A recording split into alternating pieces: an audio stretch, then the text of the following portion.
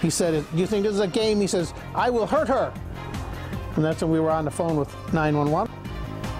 His wife had been abducted, her life in danger, and she wouldn't be safe unless he paid up. Or so he thought. It's nothing new that some crooks are after money, but Coweta County authorities say crooks have a new way of tricking their victims, and it involves holding loved ones for ransom.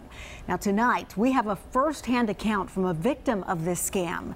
He's a man who feared for the life of his loved one.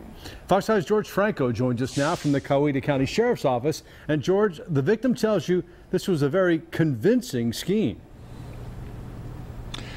Absolutely right, Russ and Sinead. Donald Olson told me he got a phone call convincing him that his wife had been kidnapped, and that sent the SWAT team from the Coweta County Sheriff's Office here into action.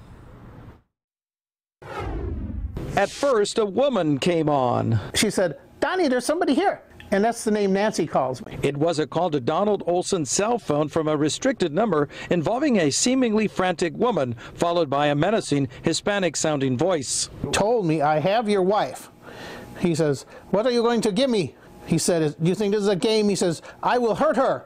Olson received the call while shopping in downtown Noonan with a friend Tuesday afternoon. She called 911, which led to an immediate response from the Coweta County Sheriff's Office SWAT team. Mr. Olson's call was so convincing to us in part because he himself was convinced that his wife had been taken hostage. Lieutenant Jason Fettner says SWAT surrounded the home as Donald Olson arrived to hand over a key to a SWAT member who, after other team members were in place, carefully entered. Just like you see on TV, the guy had a big shield and he's walking down the highway. One cop on each side, both ways, look with their big fight, and they have flashlights that really light up. Nancy Olson, bedbound for multiple sclerosis, told me she thought a traffic accident had brought law enforcement. The sheriff's office says the Olsons were targeted in what's known as the virtual kidnapping scam. They suspect the same man tried to scam two others who also reported similar calls in recent days. The language that was used involving "this isn't a game," do you think that we're playing that same language was used in that call?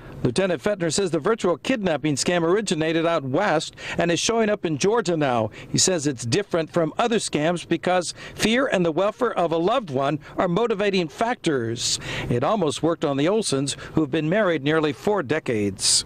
He's got my back and I got his. Don't mess with us.